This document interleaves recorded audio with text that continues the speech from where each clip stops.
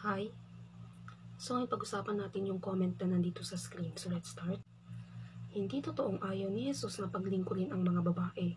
Sa halip, si Jesus mismo ang nagbigay ng karangalan at papel sa kababaihan na hindi ibinibigay ng lipunan noon. Una, si Jesus ay kumontra sa kultura ng Hudyo na mababa ang tingin sa babae.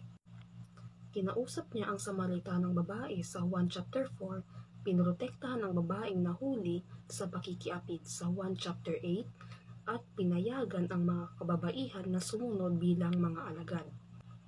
Sa mata ng lipunan, hindi pinapakinggan ang babae pero kay Jesus sila ay mahalaga sa kanyang misyon. Pangalawa, ang mga babae ang unang saksi ng muling pagkabuhay. Si Maria Magdalena at ang iba pang babae ang unang nakakita at nakapagsabi na si Kristo ay nabuhay sa Mateo chapter 28 at Juan chapter 20. Ibig sabihin, sila ang naging apostol sa mga apostol. Kung ayaw niya silang paglingkurin, bakit sa kanila unang ipinagkatiwala ang pinakamahalagang balita? Pangatlo, ang paglilingkod ay hindi lamang pagiging pari.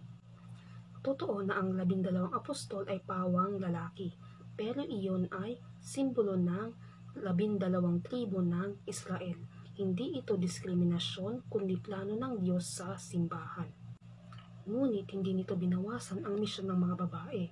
Sa kasaysayan ng simbahan, napakaraming babae ang naging dakilang lingkod ng Diyos. Mga madre, martir, guro ng pananampalataya at mga santa, gaya ni na Santa Teresa ng Avila at Santa Teresa ng Calcutta. At pang-apat, ang pinakamataas na nilalang bukod kay Kristo ay isang babae, ang mahal na Birheng Maria. Siya ang ina ng Diyos, puno ng grasya at reyna ng langit at lupa. Kung ayon ni Jesus sa kababaihan, bakit sa isang babae dumaan ang kanyang pagkakatawang tao? At bakit siya ang ginawa niyang pinakamataas sa lahat ng nilalang? Bilang konklusyon, hindi tinanggihan ni Jesus ang kababaihan. Sa halip itinaas niya ang kanilang dignidad at ibinigay ang misyon ng paglilingkod na hindi kayang agawin ng sinuman.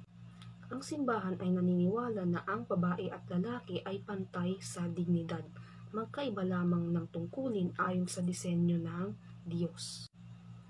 So that's all. God bless.